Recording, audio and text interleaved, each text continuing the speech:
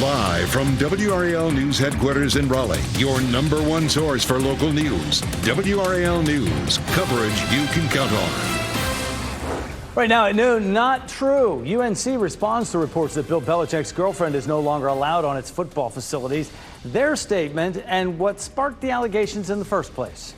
And I'm tracking up front. This next weather maker could bring us some showers and thunderstorms later on this afternoon. I'll show you who's more likely to see them.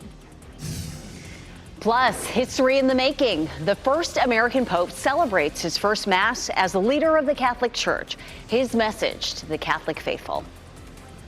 Well, the sun is out. Those clouds, though, will soon be moving in. Good Friday afternoon to you. I'm Jeff Hogan. And I'm Renee Chu. Thanks for joining us. Now, later this afternoon, there will be a level 1 risk for severe weather, but the rain won't be as widespread. Meteorologist Elizabeth Gardner is tracking our next round of showers. We did have some overnight showers and thunderstorms, and even early this morning. All of that has moved out. As a matter of fact, you can see almost completely off the coast. But as this cold front continues to move eastward and interacts with some moisture and some of the daytime heating that's happening right now, we will see some storms redevelop. And so here's a look at when we could see that. First of all, we'll start with the dual Doppler 5000 radar, just to sort of reiterate that there's nothing that's developing now. But as early as, say, 1 o'clock or 2 o'clock, we can start to see some redevelopment. This is our level 1 risk. It includes Durham as well as Raleigh, all the way up to Northampton County and back down toward Moore County and eastward toward the coast. The better chance of storms will be closer to the coast, especially our northeastern counties onward. Between 2 and 3, some of those storms may develop, and most of them will be over by around 7 or 8 o'clock. This is a look at Futurecast, and you can see everything's quiet right here. Notice right here at around 12:30 or 1 o'clock, we start to see some storms developing off to the south and east. Goldsboro, Clinton, Fayetteville, Southern Pines in particular. Not to say that we wouldn't have any of them around Durham and Raleigh, but this version of Futurecast really shows the bulk of it, say, along and east of I-95, and then it's over. So if you do have some evening plans, it's looking okay. 30% chance for the rest of the day today, and then Saturday looks nice and dry, but behind this front, it will turn noticeably cooler. And then on Sunday, we have a 30% chance of storms. Obviously, Sunday is Mother's Day, so I'm going to walk you through who has the best chance and the timeline coming up. Thanks, Elizabeth. Stay connected to the radar while you're out and about this weekend with the WRAL News app. You can receive live updates on storms as they move in and push alerts right on your phone. Make sure those notifications are turned on. Breaking news this noon, UNC says that is not true. It's denying reports that Bill Belichick's girlfriend is banned from its football facilities. The latest drama unfolding in connection with Jordan Hudson's involvement with Belichick and the university. WRAL's Sean Gallagher is live at Kenan Stadium with new reaction from the university. Sean. Jeff, UNC says that Jordan Hudson will be welcomed here at Kenan Memorial Stadium when they kick off later this fall. But sports commentator Pablo Torre made waves when he says almost a dozen sources that he has around UNC says she's out. But here's the statement from UNC saying Hudson is welcome to the Carolina football facilities. Jordan will continue to manage all activities related to Coach Belichick's personal brand outside of his responsibilities for Carolina football and the university. But despite that statement from UNC about Hudson, Pablo Torre says he's hearing she's out. On the Pablo Torre Finds Out podcast, he says he's talked to 11 people connected to UNC about this, including 2 directly who say a decision was made about Hudson last week. The decision was that Jordan Hudson is no longer allowed in the football building. Okay. She is not allowed on the football field. Quote, don't think you'll be hearing much from Jordan moving forward. Whether or not she's banned from the facility and Carolina is denying that, the fact that everyone is picking up on this story, that Pablo Torre devoted an entire episode of his podcast to it, is remarkable. And it's the interest that North Carolina was seeking, but maybe not exactly this kind of interest. And Hudson is back home in Maine for a beauty pageant this weekend, but she's been suspiciously quiet on social media, only retweeting one person today who was criticizing conspiracy theories about her relationship with Bill Belichick, and their connection to UNC. On UNC's campus, Sean Gallagher, WRAL News. All right, thanks, Sean. We have a live poll for you today asking, should Jordan Hudson be allowed at UNC football facilities? You can share your voice right now today, or you can head to WRAL.com/yourvoice. We will check results later in the show. Some drivers in Raleigh had to navigate traffic issues this morning. Storms brought down an oak tree onto several cars, totaling one of them. WRAL's Eric Miller has the story. Here at the Driftwood Manor Apartments, drivers didn't even get to leave the parking lot before facing a major mess. Just look at this, an oak tree slammed down sometime overnight, scratching two cars and then flattening this blue Toyota Corolla. The owner tells me she had no idea anything was wrong until a Raleigh police officer knocked on her door early this morning. She rushed outside and found this. It's completely gone, all windows. Thank God I was not leaving to for work at that moment when it happened, because this is unbelievable. It'll be a long afternoon of cleanup for Fennell and the owners of these other cars here, but we're not out of the woods yet. There's another line of storms moving through our area this afternoon with a level 1 severe risk. When it's safe, we want to see what you're seeing. Go outside, snap a picture and send it to us at WRAL.com/report it. In Raleigh, Eric Miller, WRAL News. Duke Energy crews are working to restore power in Durham after a tree fell onto power lines. This happened around 6 this morning along Martin Luther King Jr. Parkway. Several nearby traffic lights were out in the area. Nearly 900 people were without power. The outage was first reported around 4 in the morning. A lightning strike is blamed for a house fire in Raleigh. The call came in just before 11:30 last night on Glenwood Avenue near 5 Points. The WRAL breaking news tracker was there as crews worked to control the fire. Homeowners and neighbors reported seeing a lightning bolt before that fire broke out. Firefighters say heavy smoke was coming from the roof of that home. No one was hurt. A woman is facing charges after crashing into an eastern North Carolina grocery store. Photos from the Lenoir County Sheriff's Office show the damage at that Piggly Wiggly in Kinston. A 7-year-old girl who was inside the store suffered minor injuries in the crash. Deputies say the driver, who crashed right through the front doors there of the store, drove off. 39-year-old Stephanie Morales was later pulled over and arrested. Deputies say she had a 10-month-old child in the front seat, unrestrained. She's facing a list of charges, including DWI and child abuse. Pope Leo XIV led his first Mass in the Sistine Chapel this morning. He presided with the cardinals who elected him to succeed Pope Francis. Rafael Romo has more about the new pope and the excitement around his election. I'll begin with a word in English, and the rest is in Italian. Pope Leo XIV presided over his first Mass as a pontiff Friday and as the first American to ever be elected as head of the Catholic Church. Through the ministry of Peter, you have called me to carry that cross and to be blessed with that mission. Born Robert Francis Prevost, he earned his bachelor's degree in mathematics from Villanova University in Pennsylvania and later a diploma in theology from the Catholic Theological Union of Chicago. He studied canon law in Rome before teaching and eventually becoming a bishop in Peru. The president of the Peruvian Episcopal Conference called the election of Pope Leo a great joy and gift for Peru. Back in the U.S., many expressing their feelings about the first American pope. Perhaps none more shocked or proud than his own family. Not only the pope, but the first American pope, the first pope from Chicago, and my brother. Hours after the announcement, former President Joe Biden, only the second Catholic president in U.S. history, shared this. I think it's great. I think he's going to keep moving the church in a direction, being more ecumenical and reaching out. And I think that's all good. That was Rafael Romo reporting. We'll hear more from the Pope's brother in about 15 minutes. Looking ahead, on Sunday, the Pope will appear on the balcony of St. Peter's Basilica to lead prayer. And on Monday, Pope Leo will meet with journalists. We will then get a clearer picture of his plans for the church moving forward. From Rome to Raleigh, we heard from the new Pope and are tracking global reaction to this historic election. See that coverage on WRAL.com. Retired Supreme Court Justice David Souter has died. He made it to the High Court in 1990 after being nominated by then-President George H.W. Bush. Souter served for nearly 2 decades before retiring in 2009. In a statement this morning, Supreme Court Chief Justice John Roberts said Souter, quote, brought uncommon wisdom and kindness to a lifetime of public service.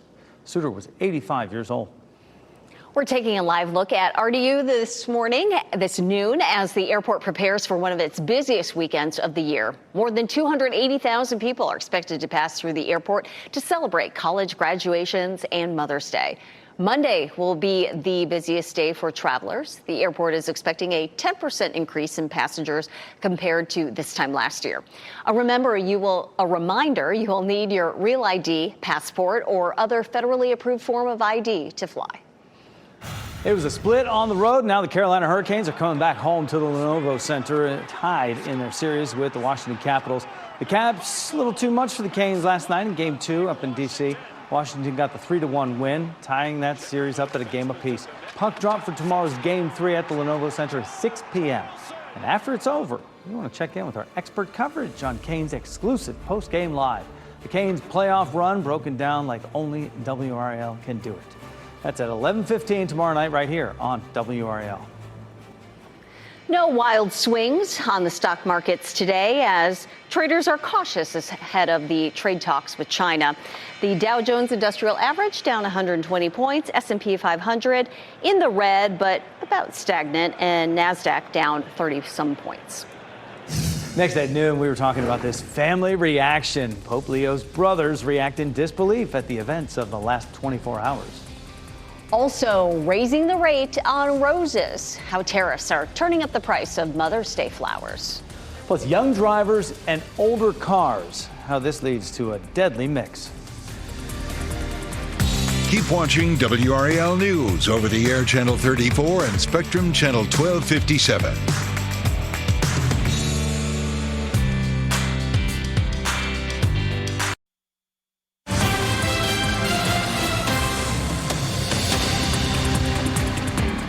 Happening right now in the WRAL Live Center, Raleigh police are looking for an armed robbery suspect that happened back on Tuesday at a Wells Fargo bank in Raleigh. They released these pictures of the suspect here. They say it is an adult male. Happened on Tuesday afternoon. He went into a Wells Fargo bank on Forest Pines Drive in Raleigh about 2 o'clock. The suspect demanded money and left the scene after he got it. A weapon was implied. It was not seen. They are calling this an armed robbery. If you see this man, this is his picture here. I know he's wearing a mask over his face, but if you see this man, call police. Tomorrow, U.S. and China will meet to negotiate tariffs. Switzerland is where top American and Chinese officials will meet in person for the first time since their country's trade war began. Amy Kiley explains how the conflict could impact both economies. It all goes back into this weekend with Bessa in Switzerland. Top U.S. trade officials are in Switzerland for tariff negotiations, and the future of the global economy could be at stake. Their Treasury Secretary Scott Bessent and U.S. Trade Representative Jameson Greer. The itinerary includes reciprocal trade talks with the Swiss president, but that's not the headline of the visit. Scott's going to be going to Switzerland, meeting with China, and, they very much want to make a deal. Bessent tells Fox News he doesn't expect such an agreement this weekend. He says he is hoping to de-escalate the trade war between the world's two largest economies. On Saturday, we will begin, which I believe is the opposite of advance.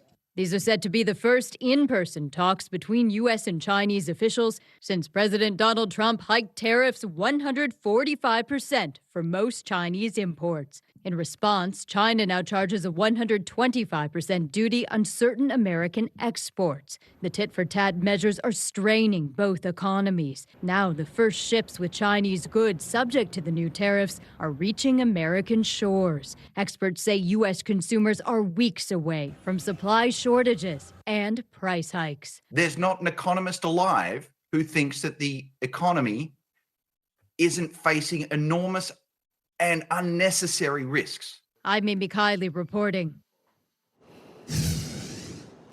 One of the two brothers of the newly elected Pope is in disbelief after yesterday's conclave. John Prevost says he is dumbfounded by the developments after his brother became the first American chosen by the College of Cardinals. Prevost has lots of pictures and letters for reflection as he tries to catch his breath, realizing what has happened and what's ahead for the church. I got the phone call that there was white smoke coming out of the chimney in Rome, so I went downstairs, turned on the television, and watched the proceedings going on. I called my niece to let her know there was white smoke coming out, and we watched them together, and then we saw the curtains move, and then we saw the cardinal come out and announce who the Pope was. She started screaming because it was her uncle, and I was in the moment of disbelief that this cannot be possible. Prevost says he thinks his brother will walk much in the shoes of his predecessor, the late Pope Francis, and he believes Pope Leo will be a strong advocate for the poor and downtrodden and for people without a voice in society. Well, they still call him Bob, though. That's what I'm wondering. Brother Bob, right?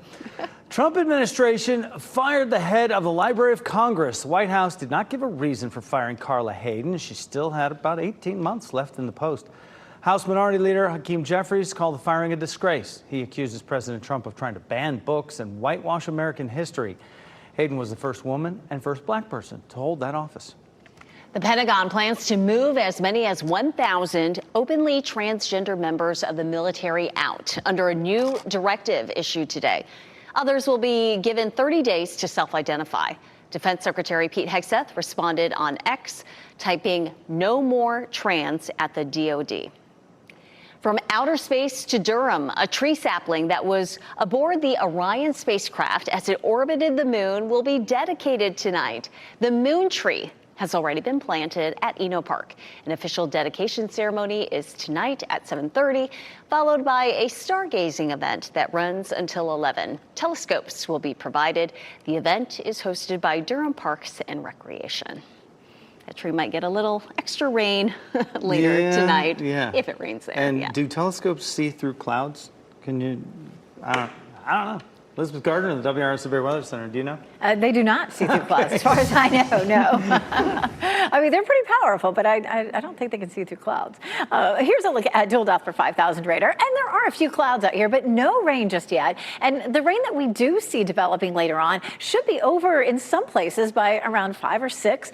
So if you do have evening plans, like maybe a movie or a show, that sort of thing, a lot of you should be fine without having to take along your umbrella. We do still have this level 1 risk of severe storms. The newer model runs are really along and east of I-95. And of course, you can see that level 2 risk in the northeastern counties of North Carolina. What we're looking at is just a small chance for wind damage or hail. We've had a lot of storms in the last 3 weeks that have produced hail. We had one earlier on Monday. There was a lot of hail with that one. Even last night, there were some reports of hail. So this one likely to produce the same if we can see some of those storms developing. So we'll move Futurecast ahead in time and pause it here at 3 o'clock. And you can see Fayetteville, Goldsboro, Clinton, down into Hope County, maybe even Roxborough and Durham, seeing a little cell developing. But you can see it is not widespread across our area. There's 5 o'clock. Again, Fayetteville, Clinton, Goldsboro. Might still be a lingering shower around the triangle between, say, 6 and 7. But like I said, I really think we're pretty much done with it after that. Now, what we'll see behind this is some cool, dry air. We're going to wake up Saturday morning to a really crisp air mass. It'll be clear on Saturday morning. But watch what happens by lunchtime. We start to see some cloud cover lifting northward. Could be a sprinkle, but I really wouldn't count on any rain tomorrow. Even at 7 o'clock, we're pretty dry. Then we get into Sunday. Here's 6 a.m. And the models, I tell you what, are not in great agreement. Some of the models want to bring rain in for a good chunk of the day on Sunday. But most of the models look something like this. This is 6 a.m. on Sunday. A few showers in our southern counties. So Goldsboro, maybe over towards Selma, Southern Pines, Fayetteville, Clinton, just south of Raleigh. And then even at 5 o'clock Sunday, we're even maybe seeing a little bit of sunshine. That's certainly not going to last because we're looking at some really wet conditions Monday, Tuesday, and Wednesday. So we're kind of going worst case scenario on this, just, kind of cover the bases. So a 30% chance of rain during the day on Sunday, but especially in our southern counties. Temperatures will be in the 60s during the bulk of the day with a high in the low 70s. So we're going to go dry on Saturday and then really about a 30% chance on Sunday. Then Monday, Tuesday, and Wednesday look quite wet. This is a look at North Hills, and we're seeing a mix of sun and clouds right now with a temperature of 72. Dew point at 61, a little more muggy than we were earlier in the week, but still 61 is not terrible. Temperatures are mostly in the low 70s, but Fayetteville's at 78 and Clinton's at 77 right now. Some triangle temperatures, Apex 71, 70 in Cary and Garner, 70 in Knightdale, 71 in Rollsville. This afternoon, highs will be in the low 80s in Durham and Raleigh, but we could climb all the way up to 87 in Fayetteville. When we check out that 7-day forecast, again, fairly cool over the weekend, 74 Saturday, 73 on Sunday, with the chance chance of a good bit of rain on Monday, Tuesday, and Wednesday. I'll show you how much we could total up and why that could possibly mean some flooding. All right, Elizabeth, thank you. A bad bug zapper placement. Health inspectors found a bug zapper used in a way that could contaminate food. That's coming up in this week's restaurant ratings. And then at 5:35, popular parks and playgrounds are off limits to Durham kids. WRAL continues its investigation into lead in Durham parks. Why a fix could end up costing way more than originally thought. And still ahead this noon, senior send-off. Several college students walk across the stage there in the Triangle this weekend. Coming up, the commencement times and locations. And floral fallout. You might be paying a little more for mom's flowers this weekend. The price increase you could see and how you can save some money.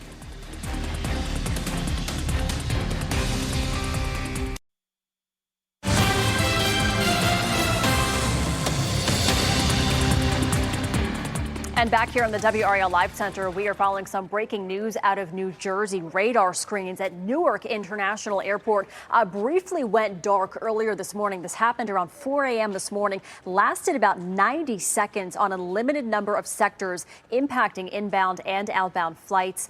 This is the second time this has happened in a month. Back in April, the outage of a radar and communication system at the time left controllers unable to talk to planes or see where they were located. And this afternoon, I am tracking delays and cancellations. Look at this at Newark, 292 delays, 121 cancellations right now as a result of this. This did happen at 4 o'clock this morning, but obviously it is still being felt at this hour. Quite the domino effect.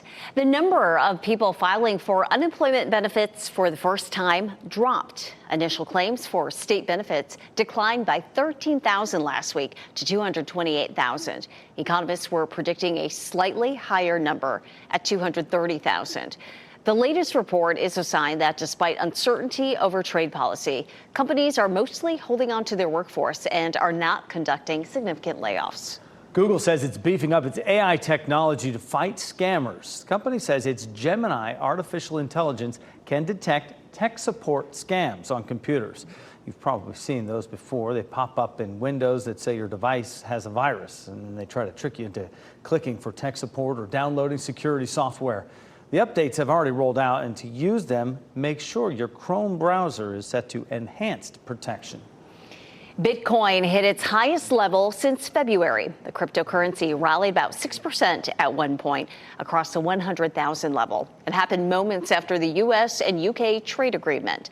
Recent uncertainty in the market has boosted Bitcoin. It is up 17% since President Trump rolled out his tariff plan. Bill Gates plans to give nearly all of his money away in the next 2 decades. That's about $200 billion he'll be distributing. His plan also calls for shutting down the Gates Foundation at the end of 2045. That foundation was started 25 years ago by Gates and his ex-wife Melinda. It has given away $100 billion and to global health and equity programs since its founding. Tariff trouble. Some florists are being forced to add a tariff subcharge to their flowers. Ways you can save before placing your order. Deadly decision. Why passing the family car down to your teenager could put them at risk. Here's a look at the winning lottery numbers.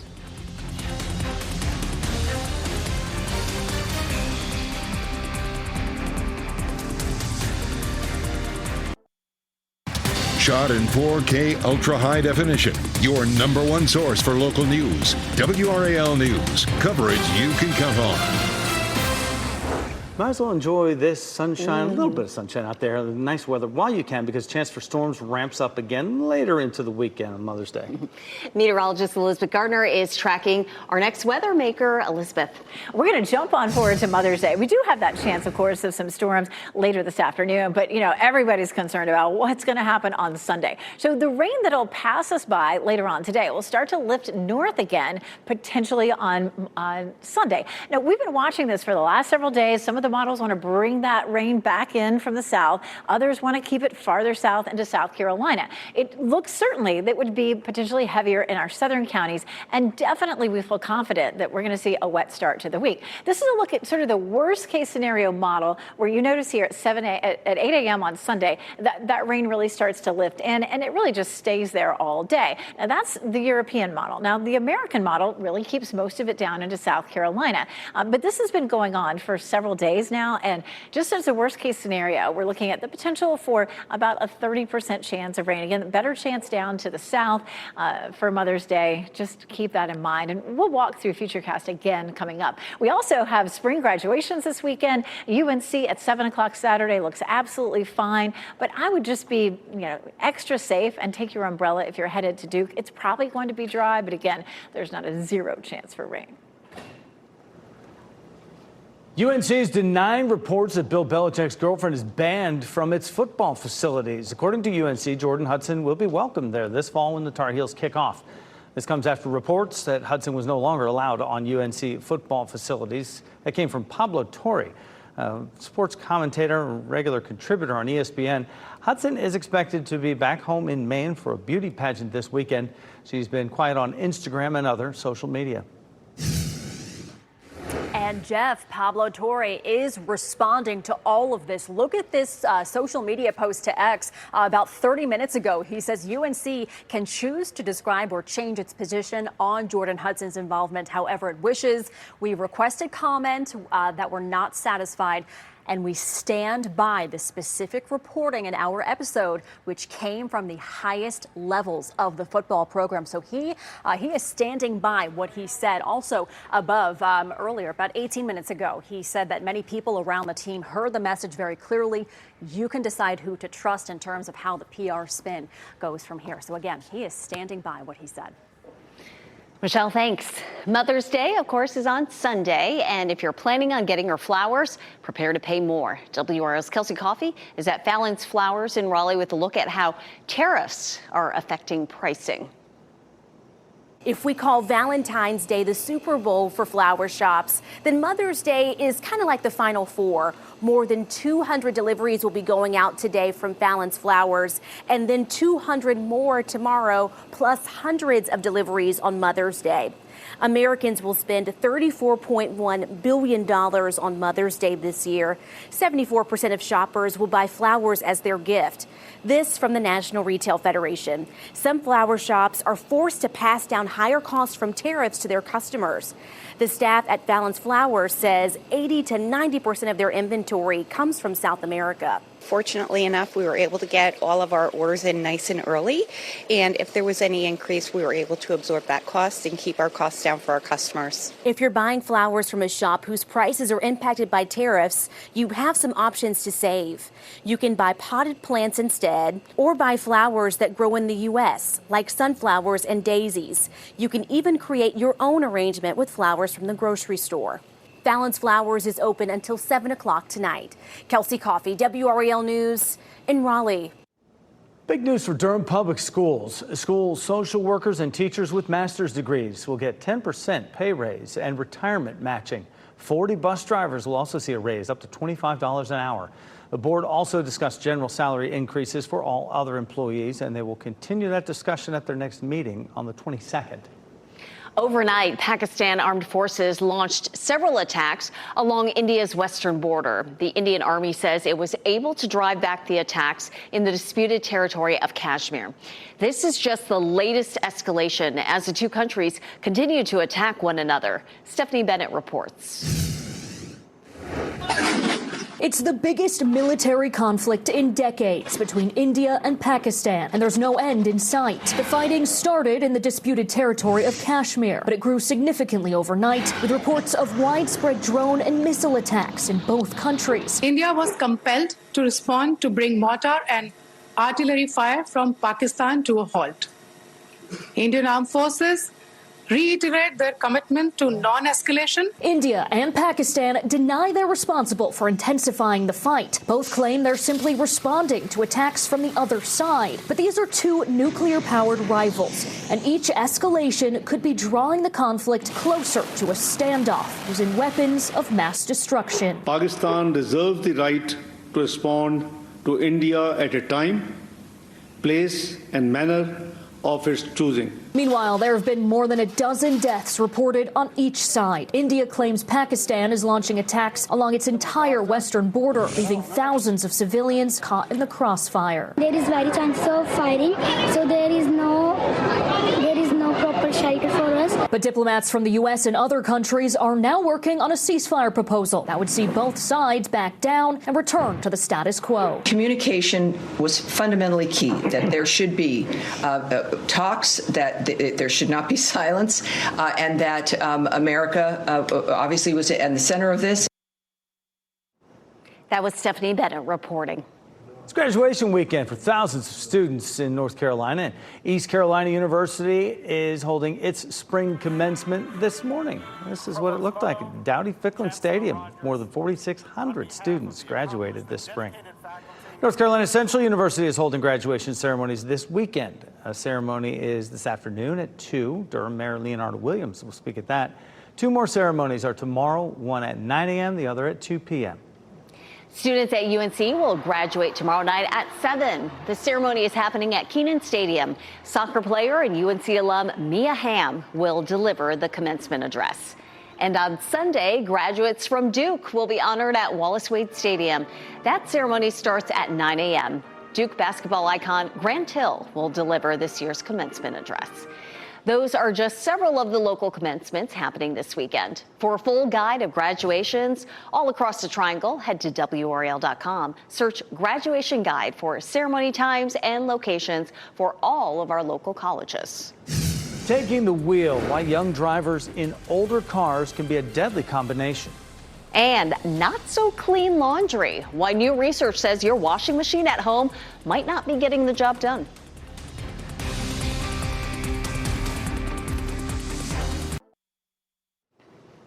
This month is Mental Health Awareness Month and a good time to prioritize your emotional well-being. Health experts say one step to protecting your mental health is managing your stress. A public health professor at Texas A&M University says there are a variety of ways to manage any type of stress, which can also lead to improved mental and physical health. If it's reading, if it's watching movies, if it's playing video games for 3 hours at a time, if it's running, just whatever it is that helps you to manage that stress is going to be helpful. Getting sleep is also important, but of course you knew that. Rowan says 6 to 8 hours of sleep can help your body heal through the night. A UK study found washing your clothes at home may not be getting the job done. Researchers at a university in England found many home washing machines fail to eliminate harmful bacteria, even at 140 degrees Fahrenheit. The study suggests this could be causing the spread of superbugs. Researchers recommend reevaluation of policies allowing home washing of professional healthcare uniforms. We want to take a moment to let you know about an upcoming disruption to NBC programming on streaming platforms. Tomorrow from noon to 5 p.m., NBC Universal will perform scheduled maintenance that may temporarily disrupt access to NBC programming on several streaming platforms. Those platforms include YouTube TV, Fubo, Hulu, the NBC app, and Peacock. These platforms are operated by their respective providers and are not directly managed by WRAL or Fox 50. You can continue to get WRAL news uninterrupted on direct WRAL platforms like WRAL.com, the WRAL News app, and the WRAL app on your streaming device. Teens, cars, and consequences. Passing down your old car to your teenager could be a mistake. How it could put them at risk on the road. And safety in the sky, the new plan to upgrade the National Air Traffic Control System and how much that could cost.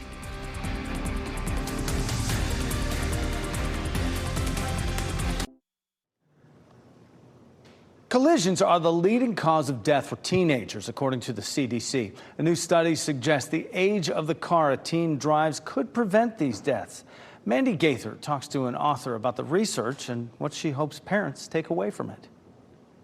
It's never easy allowing a new driver to take the wheel. Experts say teens face a higher risk of crashes due to lack of experience, immaturity, and their tendency to take risks. Particularly when teens start driving unsupervised. Ginger Young is an author of a study published in JAMA Network Open, which suggests another risk factor. She says the older the car that people drive, the higher the risk of dying in an accident. The study says driving vehicles 6 to 15 years old had a 19% greater risk of fatal crashes, and vehicles older than 15 years had a 31% greater risk, both compared to those driving vehicles 5 years old or newer, regardless of the driver's age. But Young says many parents pass down an old vehicle to their new driver. Teen drivers that is 15 to 18 years old will more likely than middle-aged drivers that is 31 to 55 years old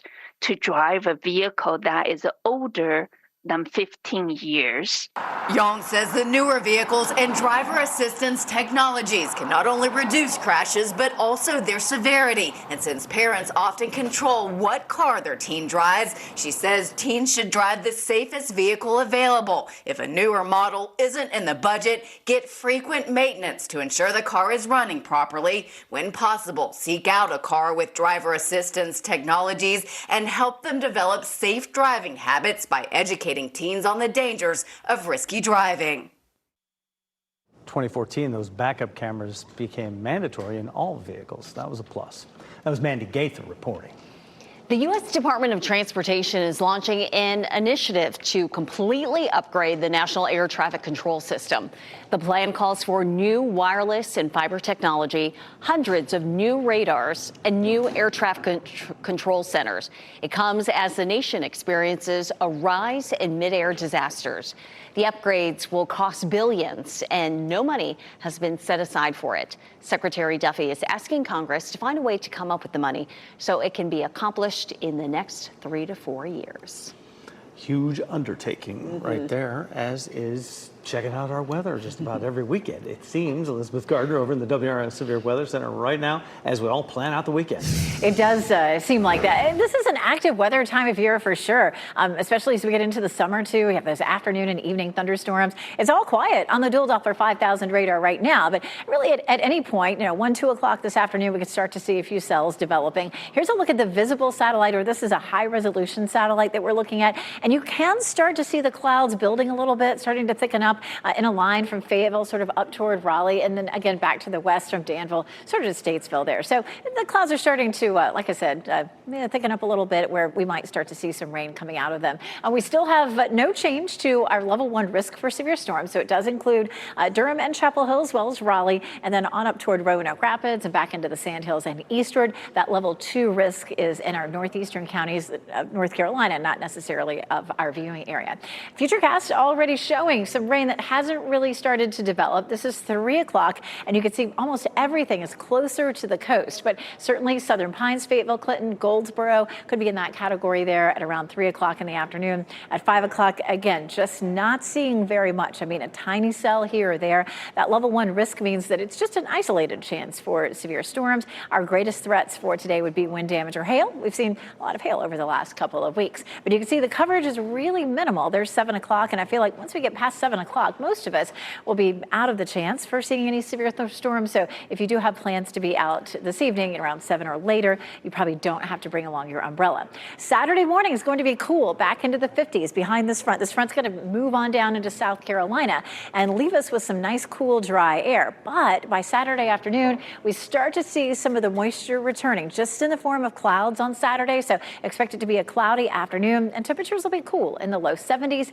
Saturday at midnight, cloudy. And then look here, this is a chance of maybe a few isolated showers that pop up during the morning hours on Sunday in our southern counties. Maybe in the afternoon, we even see see a little bit of sunshine. But that's not going to last too long because we definitely will see a big surge of moisture coming in late Sunday night into Monday, Tuesday, and Wednesday. Not bad out there right now. A mix of sun and clouds in Fayetteville, Apex, and Chapel Hill. Temperatures warming up on into the low 80s. Again, that next weather maker as it lifts northward will bring us a chance of some heavier rain in our southern counties on Sunday, and then we'll really see a wet start to the week as that front lifts northward and just sticks around for a while. Here's a look at that again. This is the worst case scenario, a little worse than the other model where you can see this is the European where it brings that rain in pretty early and leaves it there. So outdoor plans over the weekend, good to go. Green light on Saturday. It'll be cooler, less humid, and maybe a little cloudy.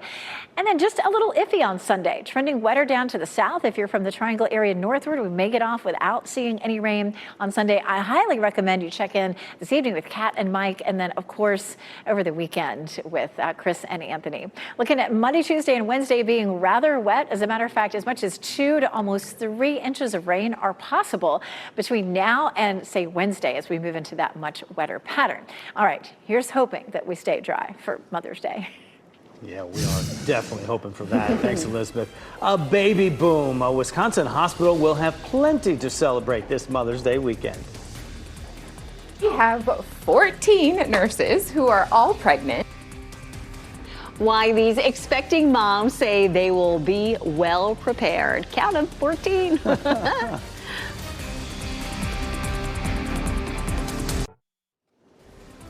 As we wrap things up, here's a look at a few of the headlines we're following today. You heard this at the top of the hour, and at 12:30, UNC says reports that Bill Belichick's girlfriend has been banned from being inside the football facility is false. The athletic department issued a statement this morning addressing the podcast that is circulating this story, and the statement said Jordan Hudson is not a UNC employee. She is welcome to the Carolina football facilities. Pope Leo XIV celebrated his first Mass as pontiff this morning. The Chicago-born Pope started his homily in English before switching to Italian. Large crowds packed into St. Peter's Square to watch the service on big screens. Pope Leo will be formally installed during a Mass on Sunday, May 8th. Combination of Mother's Day and several college graduations could create a busy weekend at RDU International Airport. Officials expect more than 280,000 people to pass through the airport, and the busiest day is expected to be Monday when everyone is headed home. More than a dozen nurses at a maternity ward have something in common with the patients that they care for.